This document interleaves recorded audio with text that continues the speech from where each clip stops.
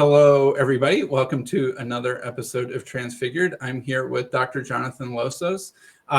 He is the author of a book that we're going to be talking about. It's called Improbable Destinies, Fate, Chance, and the Future of Evolution. And you are also a professor of evolutionary biology at Washington University in St. Louis. You were previously a professor at Harvard.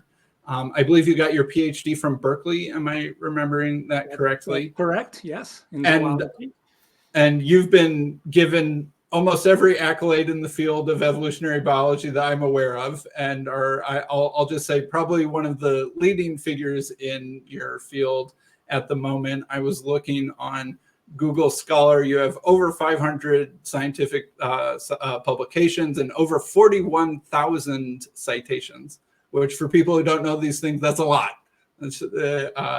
So you're very highly distinguished in your field. I first ran across your work. I was just telling you this before the recording was on. So I was in grad school at Harvard in biostatistics, and I was in the Harvard bookstore, like the official one. And there is a new faculty publications section or something like that in the bookstore. And I saw your book and I saw its title. I'm like, oh, that sounds really interesting. Picked it up, read the preface, decided I needed to read that. And I think I devoured it in maybe like 2 days and emailed you with some questions, and you were gracious enough to respond then. And I would say it's impacted my thinking about evolutionary biology and those sorts of questions more than almost any other book that I've read on the subject. I feel like the scientific details in it are fascinating, but it's also one of those rare books that sort of thinks about the subject in a higher level, almost philosophical way, while simultaneously dealing with, actual nitty gritty studies and stuff like that. So with that introduction out of the way, do you want to talk a little bit about your own personal biography and how you became interested in these sorts of subjects and how you became a professor of evolutionary biology? Well, thank you, Sam, for those extremely kind words. I think you exaggerated numerous times, but I appreciate you doing so. And it's a pleasure to be joining you here today. So I have spent my life as an evolutionary biologist. I began when I was a little boy, first interested in dinosaurs, like so many kids then and now, that then transformed into living lizards. But I was always interested in evolution. And even as a teenager, there was a scientist then named J Gould, who was at Harvard, who was a great writer. And he wrote a lot about evolution, explaining the principles and the ideas in a magazine called Natural History magazine, which is still around. And he wrote these great essays about many of the topics that we're going to talk about today. And so I read those and was just fascinated. And then as I went through school, the more I learned about the study of evolution, the more fascinated I became. And for various reasons, I've ended up spending my career studying a particular type of lizard called the anole, or technically it's in the genus Anolis. These are small lizards that live on every Caribbean island, throughout all of Central America, down into much of South America, and in the southeastern United States. And they turn out to be a great subject for studying evolution for a number of reasons. First, they are tremendously successful. There are more than 400 species of this particular type of lizard, much more so than almost any other kind of lizard or any other type of vertebrate animal.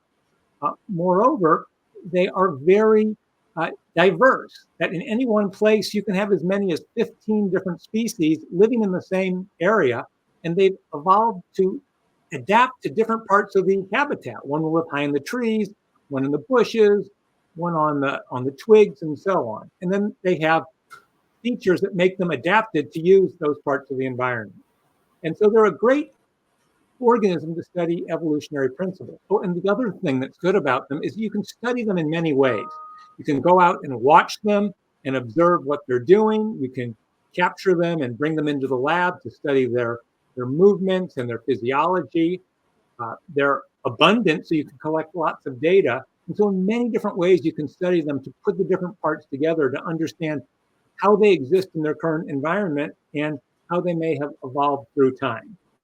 And so those are the lizards I've spent my career studying, and they have one very interesting pattern, and that is on the large islands of the Caribbean, by which I mean Cuba, Jamaica, Puerto Rico, and Hispaniola, there are many different species, as many as 64 or so on Cuba.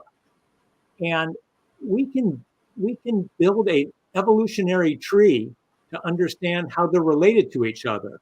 And this evolutionary tree is very much like a genealogy that you might have of your family. It shows, the ancestral species and then how the species today have branched off in different combinations.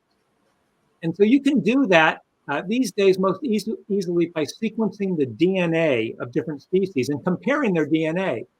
And essentially, based on the assumption that the more similar two species are in their DNA, the more closely related they are, you can build this evolutionary tree. And when you do that, all of the lizards in Jamaica are all more similar to each other, more closely related than they are to the lizards on any other island. And what that indicates is that Jamaica, basically what happened is one lizard of this type got to Jamaica and then diversified, producing many species, producing the 6 that have occurred today. And for the most part, with a few exceptions, that's true on each one of the 4 islands, that they have been independent evolutionary radiations, we call them. And so looked at another way, the 4 islands have independently, separately, had their own evolutionary histories of these lizards.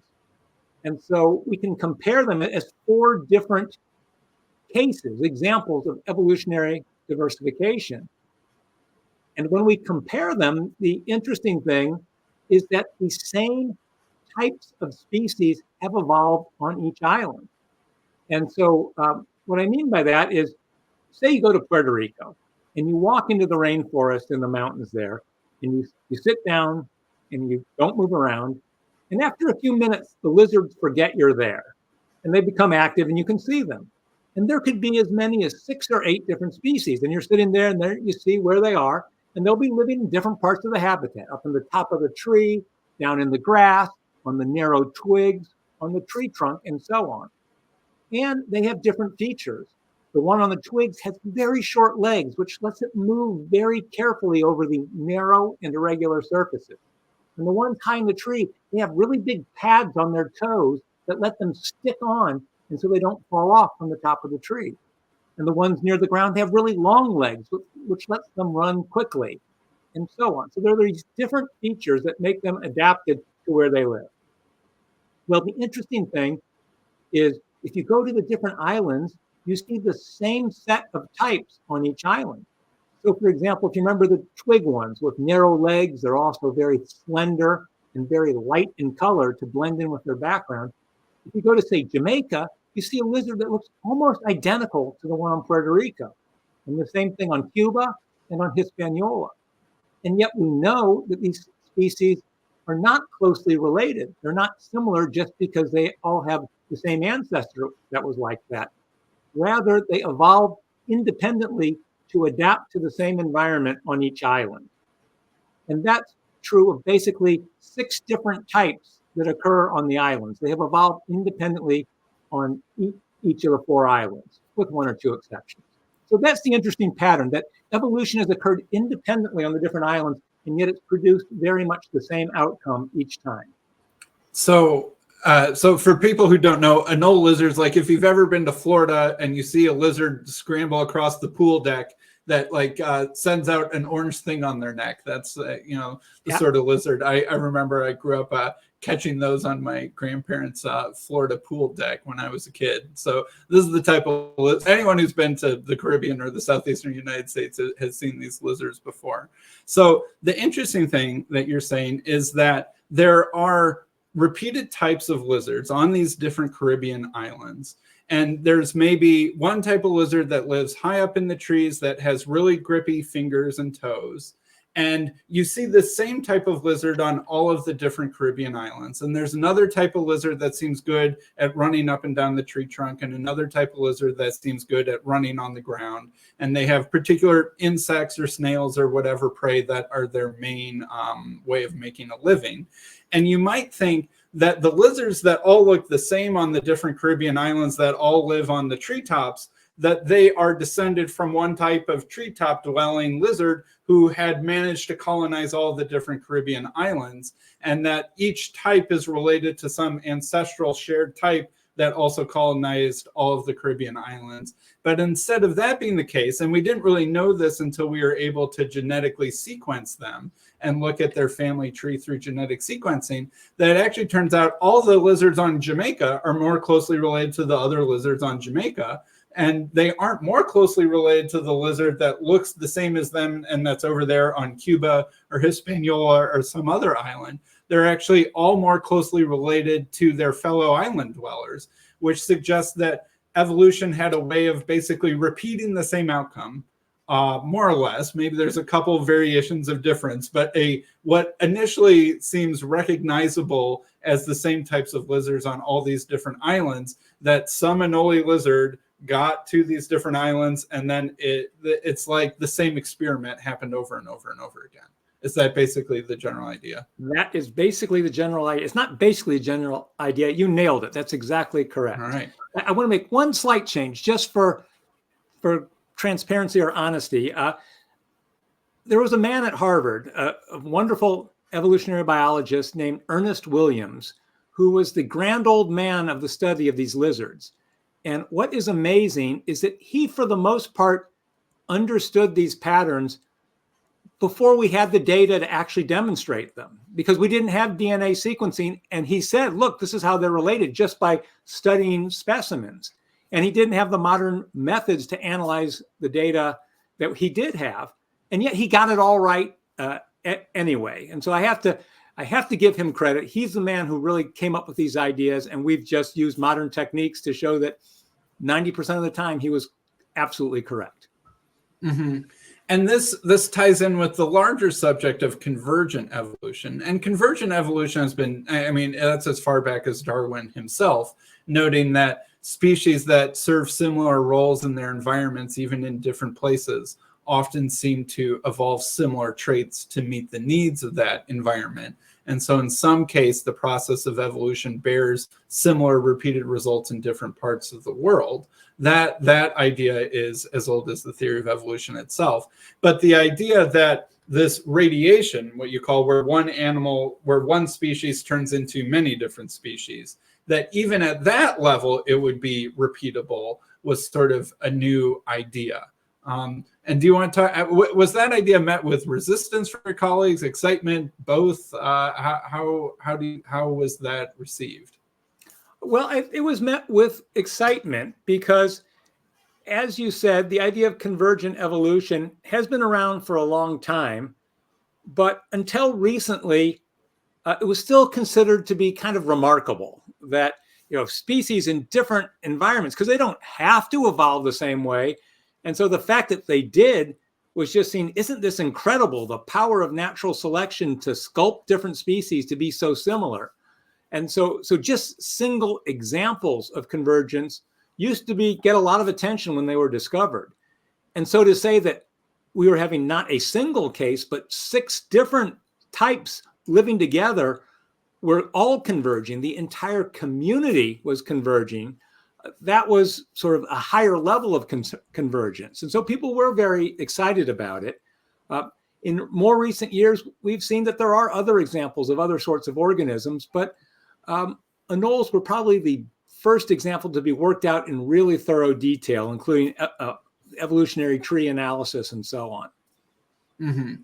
And I remember another detail in your book, as we continue to genetically sequence more and more animals, we've even discovered lots of things that we thought were all the same species as turning out to be very, very different from each other in terms of their family tree origin. but yet they can look so remarkably similar that they had flown under the radar as actually being the same species for a long time until this DNA analysis was done. Am I remembering that correctly as well? Yes, you are. Just to give you one example, there is a type of sea snake. The sea snakes are snakes that live in the ocean basically their entire lives. There was one that was thought to be found throughout much of the world, from Australia to Asia and throughout the Indian Ocean and into the Pacific. And when people look at the DNA, they've found that their DNA of different populations of the species were very different. In fact, so different that the populations weren't even closely related to each other. And so it became clear that this very great similarity was the result of convergent evolution. And it turns out that was particularly important because these snakes are highly venomous, and their venoms were different, that their external appearance was very the same, but their venoms were not. And so understanding that these were not all the same thing actually had a lot of medical importance.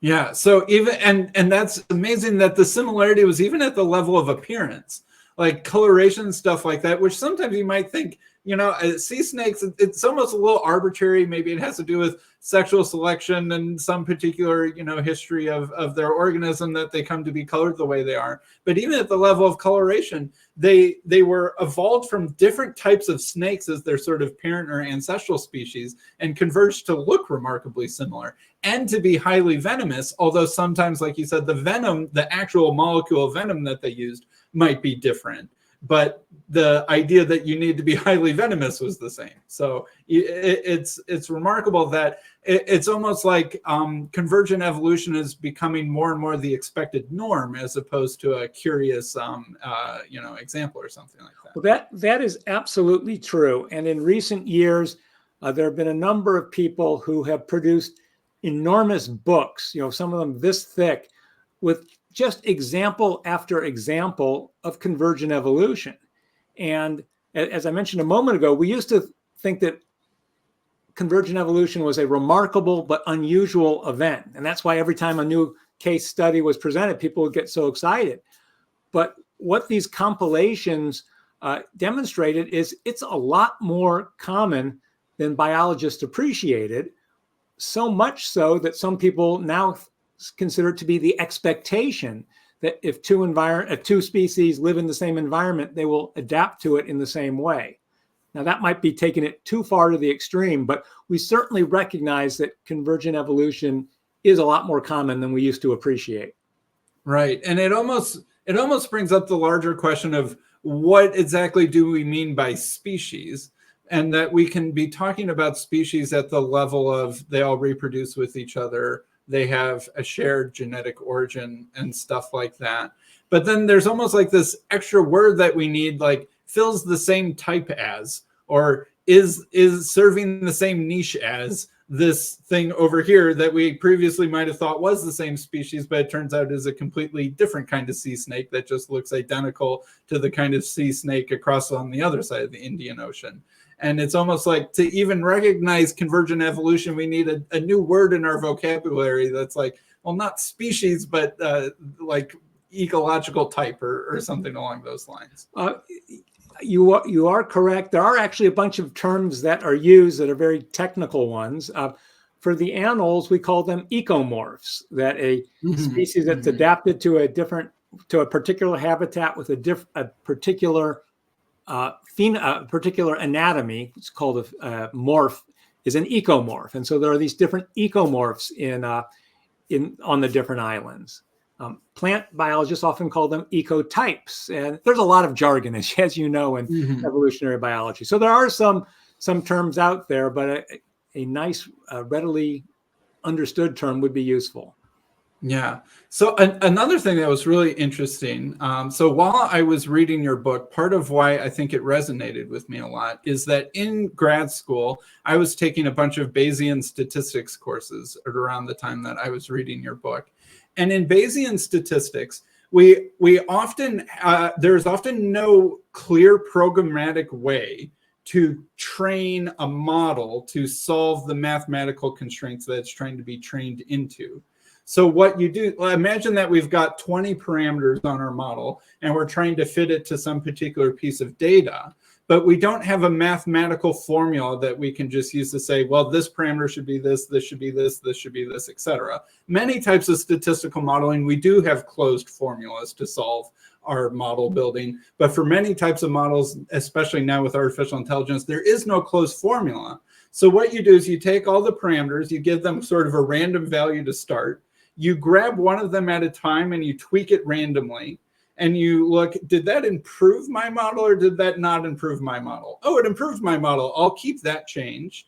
Oh, it didn't improve. It made my model worse. Never mind. Get rid of that change. And you do this iteration after iteration after iteration. And these are actually called genetic models because people have noticed that this is a very similar idea to how genetic natural selection works. And what you do is you run 10 of these in parallel, and then you hope that they converge at the right answer. And if all 10 of them came up with the same answer, then you're like, oh, great. Okay, then I know that this is the right answer. And if one or two of them end up somewhere else, then you'll have to like dig into your data and be like, well, why did that model end up with that set of parameters? That doesn't make any sense. And it was interesting reading your book and learning this Bayesian statistical method. And I'm like, okay, so we're expecting our computer models to evolve in the same, convergently solve the same mathematical problem in the same way, even if they start from different points and they are using sort of randomness to feel their way towards the answer. And I'm like, well, that seems very similar to what these anole lizards are doing on these Caribbean islands, is that there are these potential ecomorphs, you could say, sort of out there in the environment that when they first arrive on the island are vacant. And that these lizards, through natural selection, not that any of them are thinking this consciously, find their way into the potential ecomorphs that are available based off of, I don't know, the constraints of their own biology and the constraints of the environment and those sorts of factors. I don't know if you've ever heard that that example from Bayesian statistics, but it's the idea that convergence should be expected and otherwise something has gone wrong. I have not heard that comparison. I see what you're saying now that you put it that way, but I have not heard that. And that's, well, it makes sense. Mm-hmm. And so let's talk about another experiment. I don't think this was your experiment, but it's one that you talk a lot about in the book. It's about the guppies in the rivers. Yes. And the presence or absence of predators. Could you talk a little bit more about that study?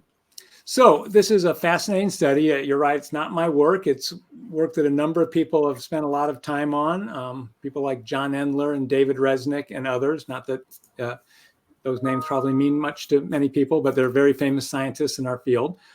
Basically, those experiments start with the observation that guppies, so guppies are the fish that everyone knows from pet stores that are very colorful and so on. Most people don't know where they come from. Well, they actually come from the island of Trinidad, north of South America, and then from Venezuela in northern South America. And they live in mountainous streams. And in some places, they are very colorful, just like in pet stores. But in other cases, they are quite bland. And I should say this is just the males. The females are never very colorful, but the males in some places are very colorful. Well, scientists, when they started to look at that, discovered that there was a pattern, and that was that higher up in the mountain, the guppies tended to be colorful, and lower down, they tended to be bland. And colorful or blandness correlated with the presence of a larger predatory fish called the pike cichlid. It correlated extremely well. And that led to the hypothesis that it was predation by the predator that affected the coloration. And the reason is that for some reason, females prefer colorful males. And that's another entire story why that might be. But the fact is they do. And so in the absence of predators, the most colorful male gets the most, mates the most, passes on his genes. And so colorfulness evolves. However, in the presence of predators, the colorful males are very obvious to the predators. They get eaten. And so in fact, it's the bland males who do better, and so their genes get passed along. And so that was the hypothesis. However, I should tell you just one more thing for what it's worth. The reason that you have predators at low elevations and not higher in the mountain is because there are waterfalls, and the guppies are able to actually get around the waterfall. We're not quite sure how, but probably on really rainy nights, they kind of swim through the leaf litter to get around the waterfalls. And that's how they colonize up the mountain. The predators can't do that. And so as soon as you have a waterfall, they're stopped. So we have this idea, presence of predators causes or prevents color evolution. But this hypothesis is just based on an association between presence of predators and bland guppies.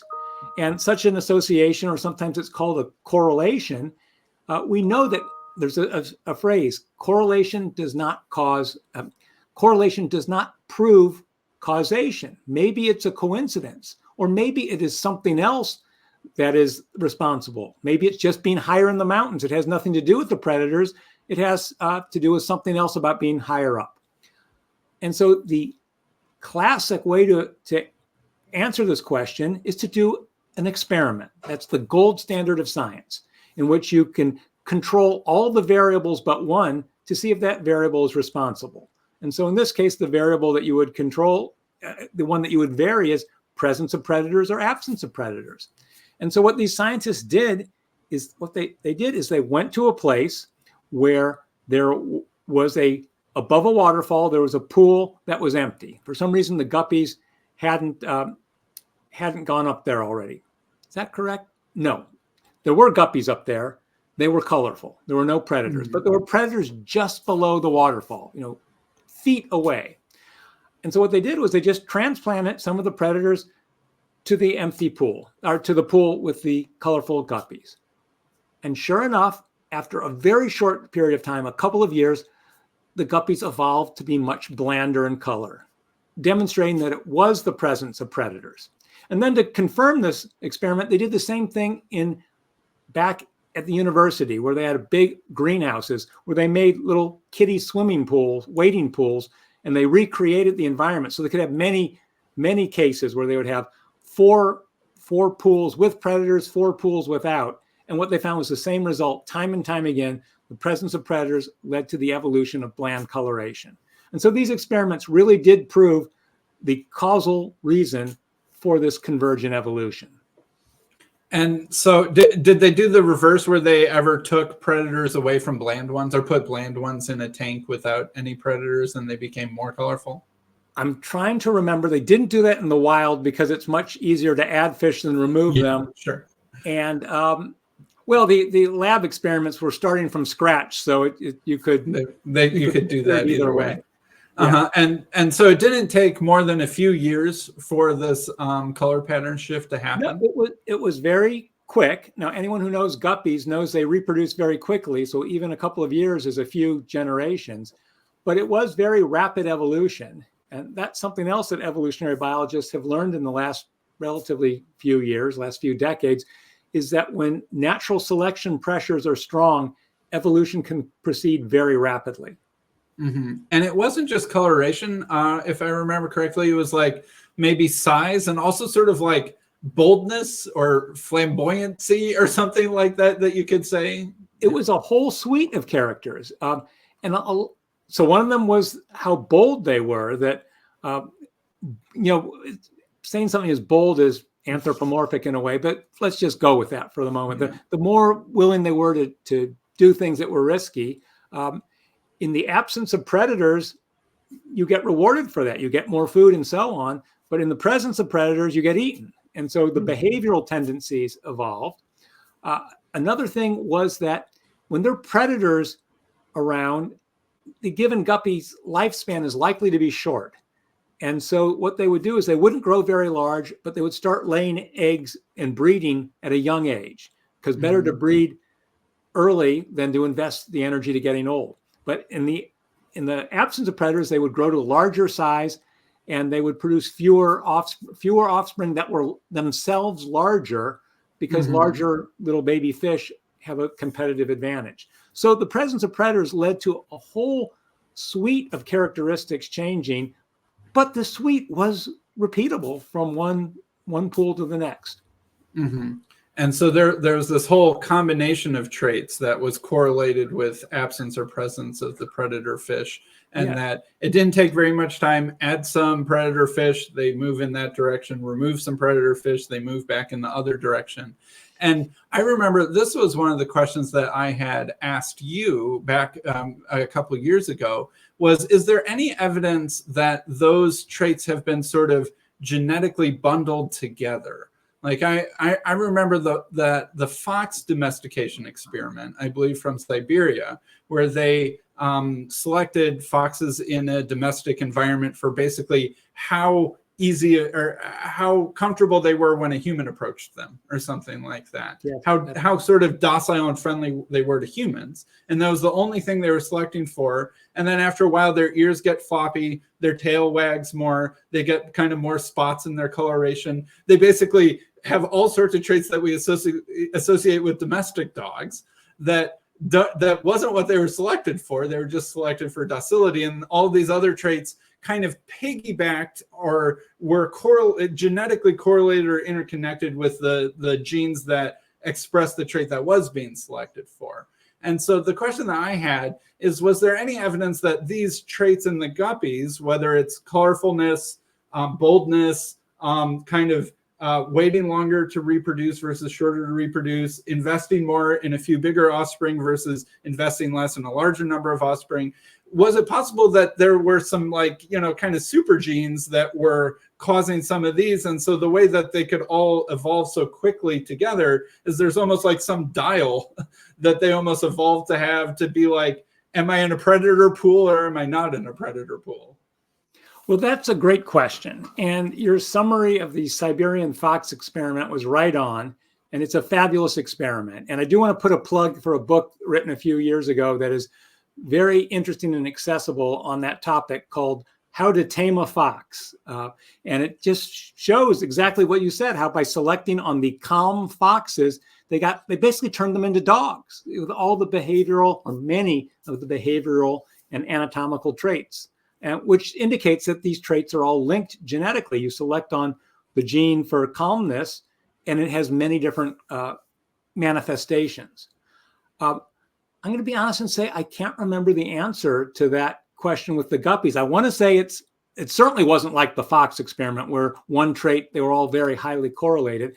But I can't remember. The scientists who've been doing that, and probably the lead scientist these days is David Resnick at the University of California, Riverside. They've been breeding them in the lab. And so I'm sure they have the data, and I'm sure they published on it, but I can't remember the answer. But it's certainly not like the Siberian foxes, because that would have been very interesting and surprising, and I would have remembered it.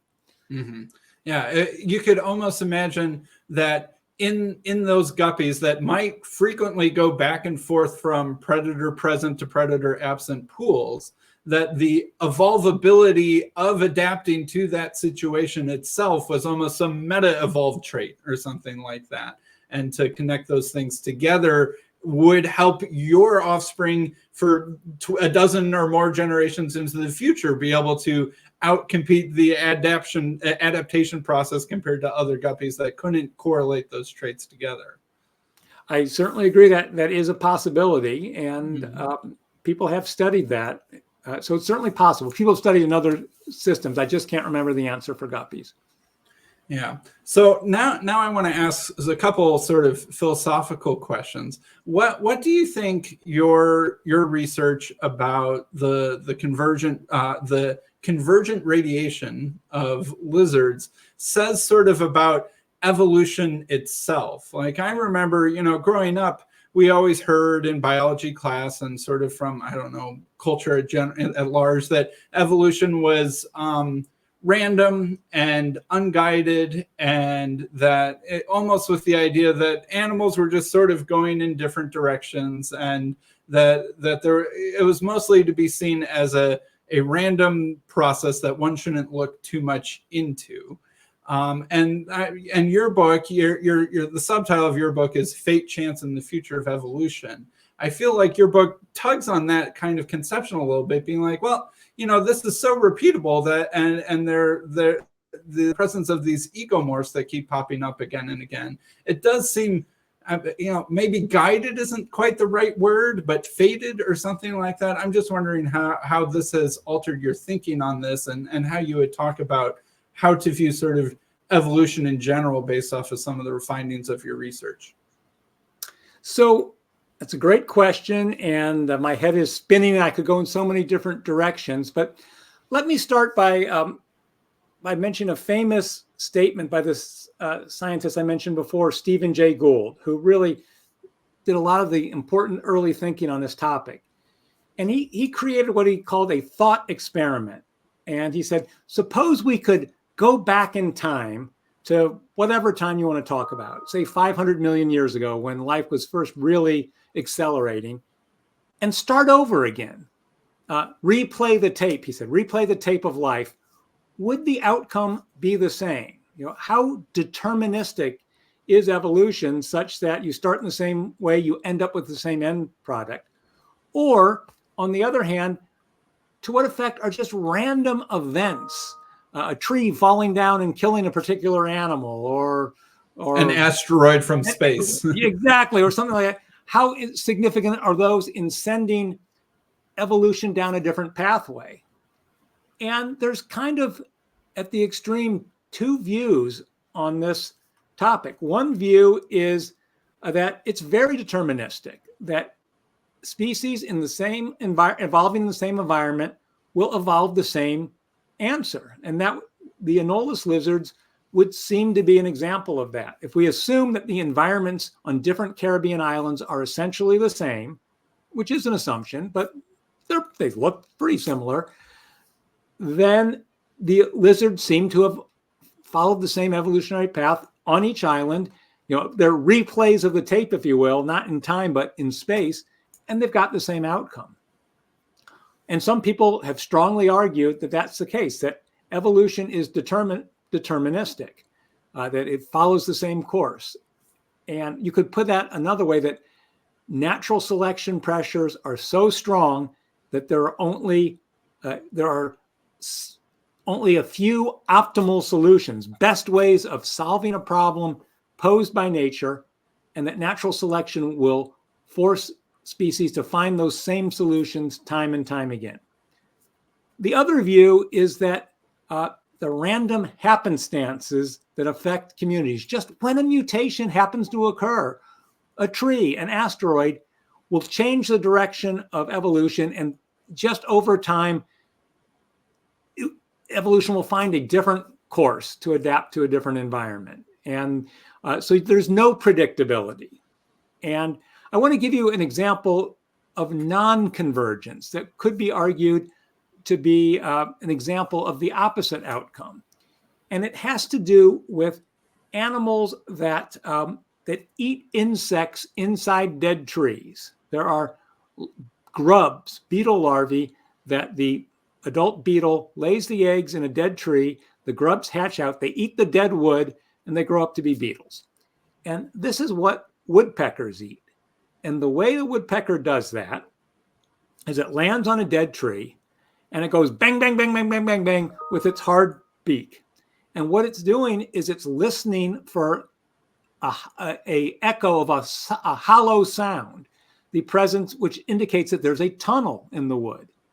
And then when it finds it, it goes peck, peck, peck, peck, peck, and digs into the wood and gets to the hollow part. And then it has this long tongue. The tongue is so long that it wraps around the skull. That's how, so it can stick out a long tongue. The tongue is covered with little hooks. It sticks its tongue into the hole, snags the grub, and pulls it back out and eats it.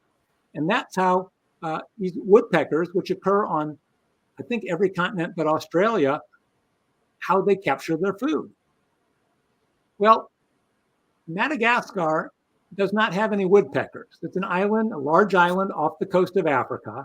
Turns out woodpeckers don't like to fly across water, and so islands usually don't have woodpeckers. So there are no woodpeckers on Madagascar, but there's a very different animal called an aye-aye. It's spelled A-Y-E, A-Y-E. And if you've never heard of it, you should go Google some videos to see it. And an aye-aye is a type of lemur, but it's a very bizarre type of lemur. It's about the size of a house cat, and It's got a couple of features. Number one, it is the ugliest thing you've ever seen. It's got a face that only a mother could love. It's got these big, enormous leathery ears, and it's got these big protruding incisor teeth in front. And it's got these hands with this finger here is really long and skeletal. It's very thin. And so the eye eats the same food as woodpeckers. It eats grubs from trees, but it has adapted to use the same resources in the same sort of environment in a completely different way. Well, it's the same way, but it's evolved different ways of different tools, if you will. So what the eye does is it goes to the wood and it takes its long finger and goes tap, tap, tap, tap, tap, and its ears rotate around and they listen for a hollow sound, just like the woodpecker. And when they find the hollow sound, then they use their really powerful incisors to gnaw through the wood. And then once they find the tunnel, they stick their long finger into the hole with a sharp claw, and they pull out the grub. So they do the exact same sequence of events as the woodpecker, but they've evolved very different tools. Mm-hmm. And so the question is, these clearly are not convergent. You'll never mistake an eye for a woodpecker. Well, kind of convergent, but a different sort of convergence. They've converged on the ecological niche, what they do in the environment, but they've evolved different tools to do that. So I see what you're saying. So, but why didn't a eye evolve into a woodpecker? Well, it's because they started differently. They don't have a beak to start with, but they do have teeth. They don't have, they've got these fingers that they could use instead of tongues. And so they're just very different animals. And so they had a different starting point because of the history of the different ancestors. And that led them to adapt in a very different way to the same ecological niche. And so one could argue that there isn't one single optimum solution. At least there are many possibilities. And it depends where you start, which is the one that you would evolve toward. Right. If you start as a mammal and you don't have a woodpecker that you're competing with. And also, I presume, are there large land predators on Madagascar that would eat them if they're going in between trees? Well, there are a few, not as many as other places, but there are a few. But they actually, they don't come down to the ground very much. They bounce around from tree to tree. Oh, okay. So they don't need to fly to get between trees without resorting to the ground. Correct. Although flying does seem like a better solution than jumping from branch to branch. But it was like perhaps a bridge too far for them to evolve flight and feathers and a beak and all of those sorts of things. But they could evolve a long finger and big teeth and really good hearing. And so it has to be within reach of from what is biologically available. Yes. Can I just give you another example following on that? Please do. Penguins are brilliant swimmers. If you've ever seen movies of them, they zip along. Most aquatic animals that are fast swimmers power their swimming by a powerful tail. That's what sharks and tuna do. That's what alligators do. That's what whales do. Penguins don't do it. Well, why is that? Because birds don't have tails. They lost their tails 150 million years ago. Or they don't have big long tails. They might have a feather tail, but not like the sort of a flipper tail. Yeah, and there's no bones in that tail. They've lost the bony tail. I see. And furthermore, they have these powerful wings. And so what they do is it's the same strokes underwater that they use to fly with. And so they have wings, no tails, so much easier just to modify the wings to fly underwater than to re-evolve a tail. And so that's what penguins have done. Right. And so they have to exact things that are within their current biological history to meet the needs of the future. And so sometimes that results in very similar solutions, or sometimes it results in very different solutions, like a woodpecker having a super long tongue, but the eye having a super long fingernail. Exactly. They're accomplishing the same thing, even though they're using very different body parts to meet that sort of same biological tug, I guess you could say, of the ecomorph or something like that. Exactly. And then every once in a while, it would seem like there are these sort of, biological breakthroughs, I guess you could say, like placental mammal reproduction versus marsupial reproduction. Like if you look at the megafauna that used to exist in Australia, a lot of them have recognizable ecomorphs. You know, there's things that look kind of like lions, things that look kind of like wolves, things that look like large land herbivores, and all those sorts of things. And then they sort of go extinct seemingly when humans show up, maybe not. But also they have trouble if a placental mammal is introduced to Australia, because there's seemingly something perhaps just, you know, fundamentally more efficient about placental reproduction. So but placental reproductions maybe only evolved once. And so there are occasionally these breakthroughs at a very fundamental level that can then open up new niches or fundamentally alter which animals are competitive in a niche or something like that. That's certainly the case. I need to stick up for my Australian colleagues and say that there's a new view on marsupials. That used to be the old view that the placentals are just better at reproducing. It's now, I think, many people argue that marsupials are better adapted for the very unpredictable environments that often occur in Australia, where droughts and major flooding seasons are much more common than elsewhere. And in that case, the advantage of, I won't get into the details of being a marsupial, is you don't invest much in your babies early on. And so if things go bad, well, you haven't lost that much and you just reproduce again in a little while.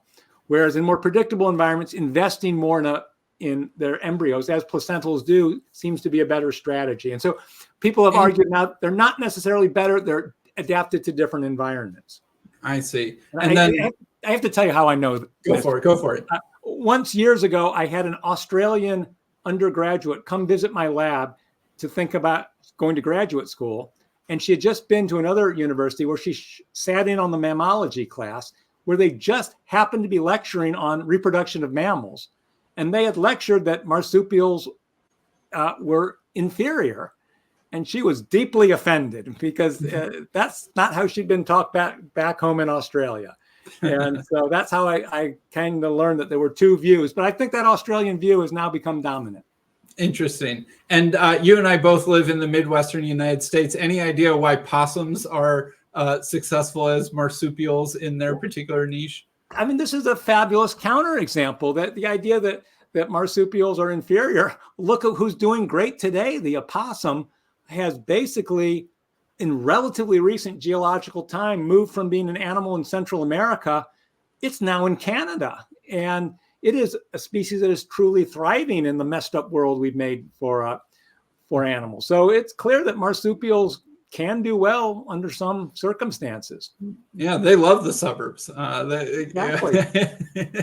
I see a lot of, besides squirrels or rabbits, I think I see as many opossums as anything else. So let's see here. I'll switch gears a little bit. Any last thoughts that you had about sort of that kind of higher level philosophical implications you think about? You said you had lots of wheels turning in your head, or different directions you can go. Any directions that you didn't get to pick up the first time that you want to go this time? Just one more, but I think you might be getting to it, and that is the question of the inevitability or predictability of particular types of organisms, say humans. And is that where we're headed, or should I? That seems like an excellent question. I'll go with that. Were humans inevitable? Or all right. Yeah. Excellent question. So, one of the things that that evolutionary biologists have wondered is how predestined was it that humans or something like humans would evolve? And, I think one of the funny things is if you watch science fiction movies or read books or so on, or TV shows, and they go to other planets that life has evolved separately, the life there is usually very similar to what we see on Earth. For example, the intelligent being usually is humanoid, or maybe it has 3 fingers or antennae or something, but it's basically a humanoid thing. And like the Avatar, at least the first movie, I haven't seen the other ones, the organisms were basically things on Earth that they gave it an extra pair of legs or did something different. And, maybe that's a lack of creativity, or maybe these people are evolutionary biologists who just think that life is destined to evolve in the same way. And so one question is, what would life on other Earth-like planets be like? But the other question is, suppose life had happened differently here on Earth. Would we, not us personally, you and me, but would something like humans have evolved, or is it just the flukes, the chance events that occurred? And this again was a question brought up by Stephen J. Gould, and this is where he had a famous quote. I don't have it exactly right, but he basically said, if we replayed the tape of life again, if we replayed it 1,000,000 times, humans would never evolve again. That we are just the unlikely result of these various events that occurred, that had they not occurred, evolution would have gone in a different way. And of course, the best turning point, if you will, was the asteroid that wiped out the dinosaurs 66 million years ago. And before the asteroid hit, mammals were a minor player in global ecosystems. They did exist. There were lots of types, but the biggest ones were maybe the size of a groundhog, and most of them were smaller. They were little rat-like or shrew-like things in the underbrush. The dinosaurs ruled the world. And the dinosaurs were still doing great after 150 million years of evolution. And then the asteroid came along and wiped out much of life, and the mammals then took over. And so what if that asteroid had missed the planet, hadn't hit? Many people, and I think myself included, think that the dinosaurs might still be here today, or who knows, but certainly life would have gone in a different direction, and it would not have produced humans in the way that it did in the absence of the dinosaurs.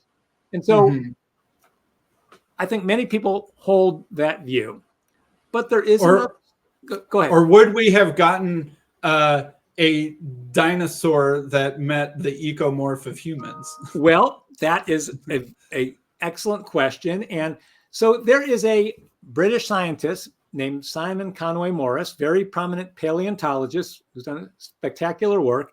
And he is one of those people who's published actually 2 different books with just huge lists of convergent species. And he has argued that convergence is so common that in fact it's ubiquitous, and it should be the expectation. And he has argued specifically that something like humans was inevitable, that we have particular constellation of traits that makes us very favored over the long term, and that evolution was destined to produce us. And he has 2 different scenarios. One scenario is the one that you just asked, and this is to my mind kind of amusing in a way, but back in the 1980s, a Canadian paleontologist discovered a new species of dinosaur that was very similar to Velociraptor, if you remember the star of Jurassic Park. And Velociraptor had a big brain by dinosaur standards, and its portrayal in the Jurassic Park movies is actually pretty reasonable, of it being a relatively intelligent animal. And moreover, dinosaurs, through the millions of years, their brain size had been getting larger and larger compared to their body size. And this new dinosaur that the Canadian paleontologist Dale Russell found had the largest brain of any dinosaur yet seen. And it was right before the asteroid hit. And he wrote this technical scientific monograph describing every bone of that dinosaur, which is what that's what paleontologists do. But at the end, he included a very speculative section that was very unusual in a paleontological scientific paper, where he speculated what would have happened if the asteroid hadn't hit. And what he argued was that there was pressure for dinosaurs to evolve bigger brains because they were smarter and could do better. And he said, as the brain gets bigger, he argued, the animal needed to get upright to balance the brain over its head so it wouldn't have a floppy head. So the neck got shorter, and so it wasn't flopping around. And maybe for reasons he didn't really explain, the muzzle got shorter. And as they were standing upright, they didn't need their tail, which is used to balance velociraptor, if you can picture them walking around. Mm. And so they became very upright. And essentially, he argued, you'd have a humanoid, a human-looking dinosaur, which he called very inelegantly the dinosauroid.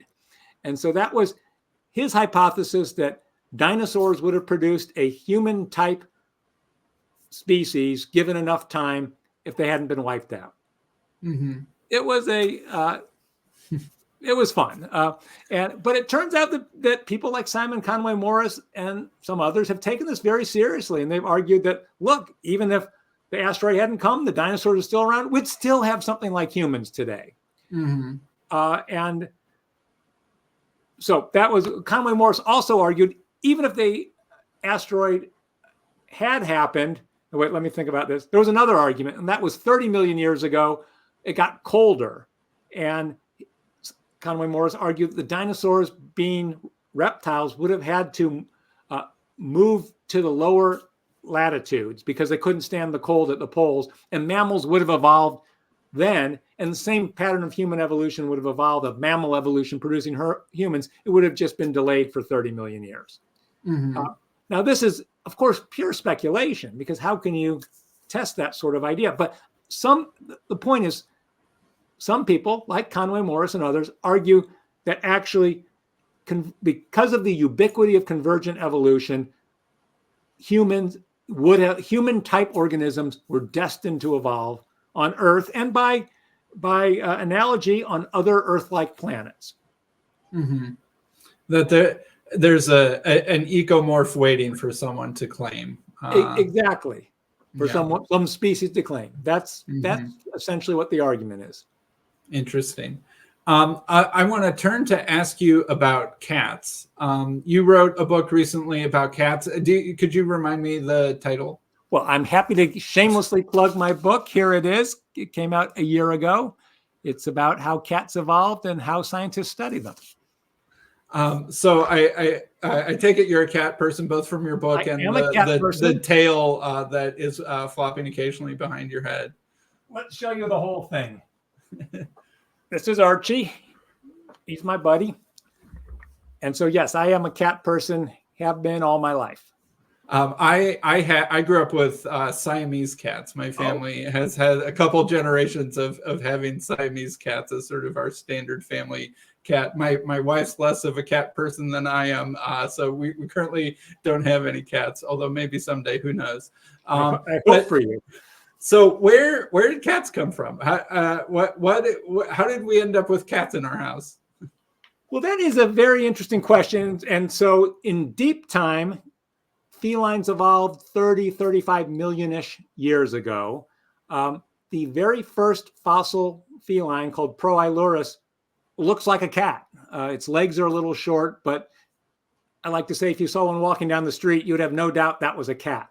And so we don't know the transition to becoming a cat because we don't know what their ancestor was.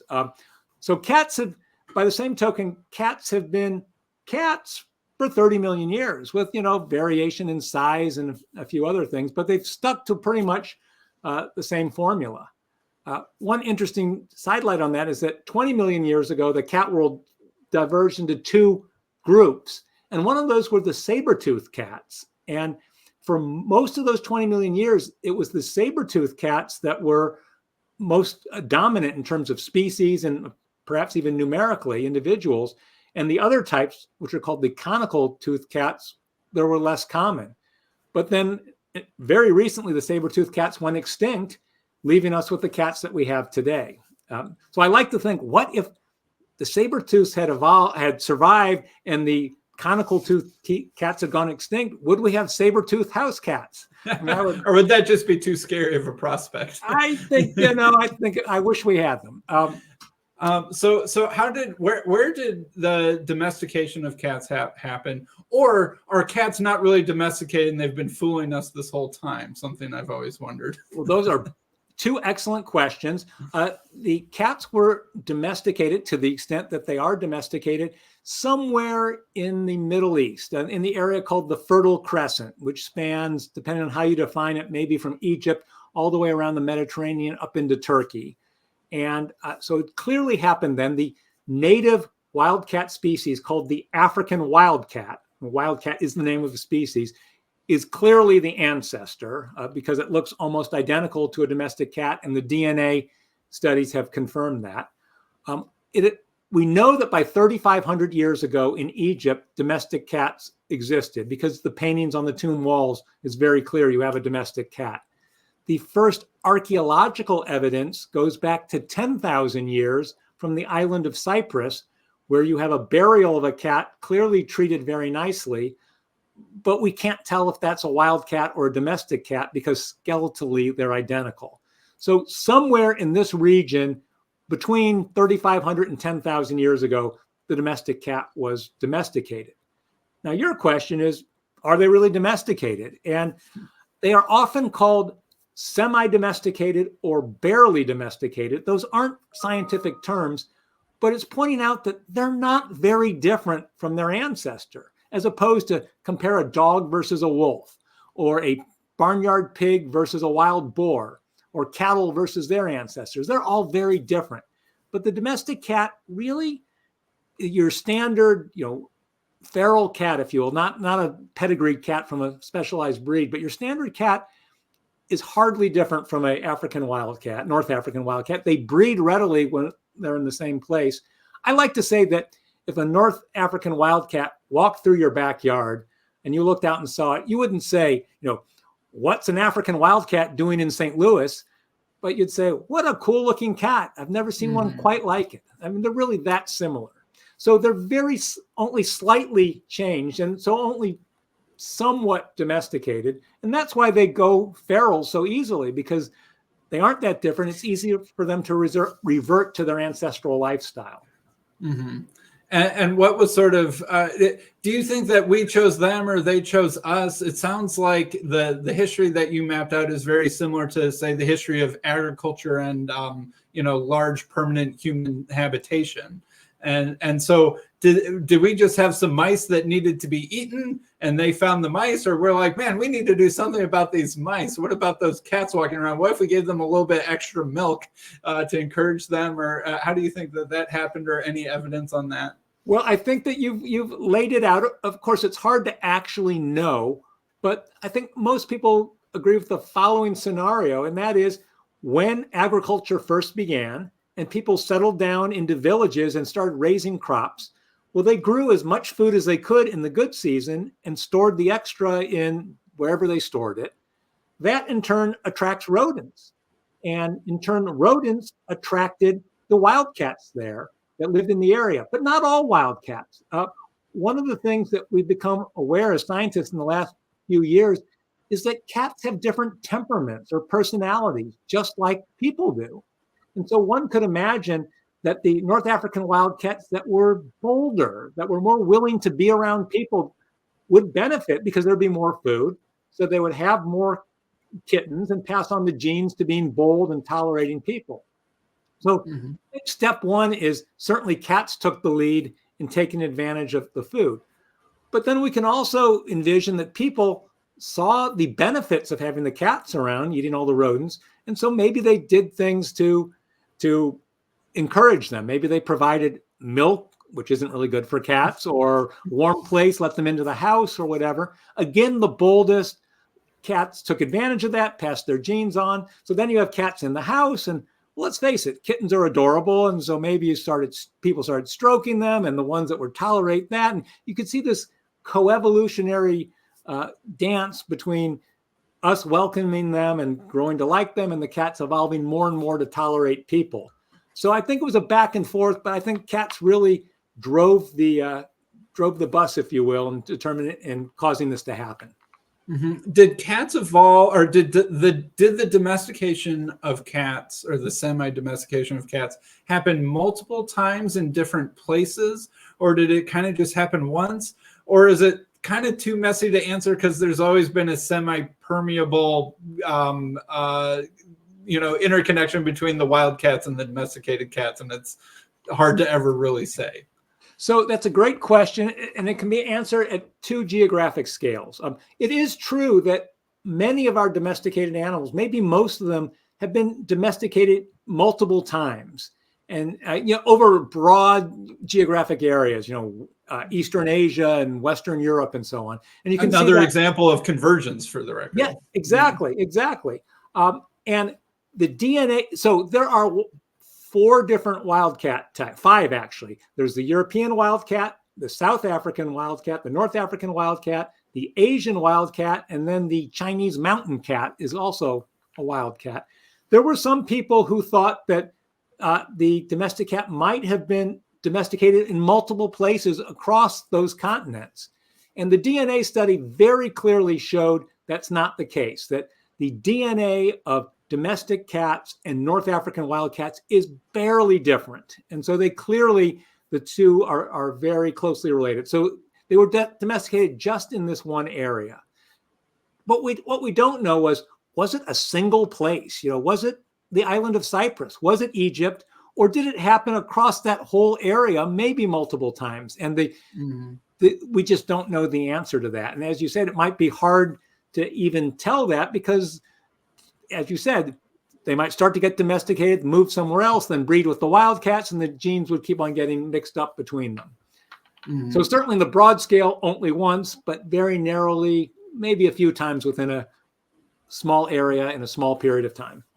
Interesting. So the Siamese cats that I grew up with were more closely related to wildcats from the Middle East or the Fertile Crescent than they were to a type of wildcat that might have been found in Thailand or something. That is absolutely correct. And so what happened is very clearly after evolving in somewhere in the Middle East, they then migrated, or people carried them from Egypt or other areas north to Europe, east to Asia, south into the African continent, and then ultimately from Europe to North America and to Australia. And so, yes, and then over the relatively brief period of time, 2,000 years or so, in places like Thailand, they differentiated it. They evolved differences. So you have the long, slender, I think, beautifully elegant cats like Siamese. And in Northern Europe, they tend to be stockier, squatter cats. But that is the history. And recent genetic studies have brilliantly detailed this diaspora of cats from the Middle East to the rest of the world. When did that?